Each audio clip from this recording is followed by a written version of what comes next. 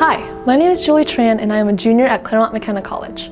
In this video, I will be discussing the Supreme Court case Carpenter v. Murphy, which is being heard on November 27, 2018. In Oklahoma State Court, Patrick Dwayne Murphy, a member of the Creek Nation, was convicted with the 1999 murder of George Jacobs, who was also a member of the Creek Nation. Murphy was sentenced to death. Murphy then argued that under the Major Crimes Act, only the federal government could prosecute murders committed by Indians in Indian country, which includes reservations, allotments, and dependent Indian communities. Therefore, the state court did not have jurisdiction to try Murphy.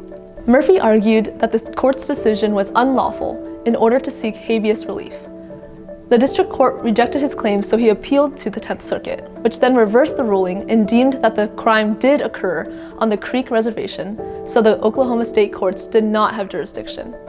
The 10th Circuit Court then granted Murphy an application for habeas relief. The legal question here is whether the 1866 territorial boundaries of the Creek Nation within the former Indian Territory of eastern Oklahoma constitutes as an Indian reservation today. A precedent for this case is Solemn v. Bartlett, where John Bartlett, a member of the Cheyenne River Sioux tribe, was convicted of attempted rape in a South Dakota state court in 1983. He filed a habeas corpus petition in federal district court, contending that the crime occurred within Indian country.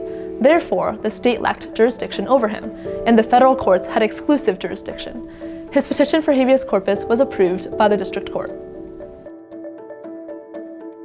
If the Supreme Court decides that the 1866 territorial boundaries of the Creek Nation still constitutes as an Indian reservation today, Murphy will get relief for the murder he committed.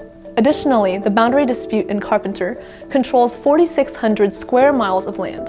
A boundary shift could affect not only thousands of criminal cases, but also civil and economic interests in government and environmental regulations. A boundary shift could also affect similar claims to reservation land that other tribes have made. Groups supporting this decision include the National Indigenous Women's Resource Center, the National Congress of American Indians, and the Cherokee Nation. If the Supreme Court decides that the Creek Nation's boundaries in 1866 are not considered Indian reservations today, then it would preserve the federal dividing and allotting of Creek Nation's historic territory in granting Oklahoma statehood. Groups supporting this decision are the Oklahoma Independent Petroleum Association, the Oklahoma Sheriff's Association, and the states of Nebraska, Kansas, Louisiana, Michigan, Montana, South Dakota, Texas, Utah, and Wyoming.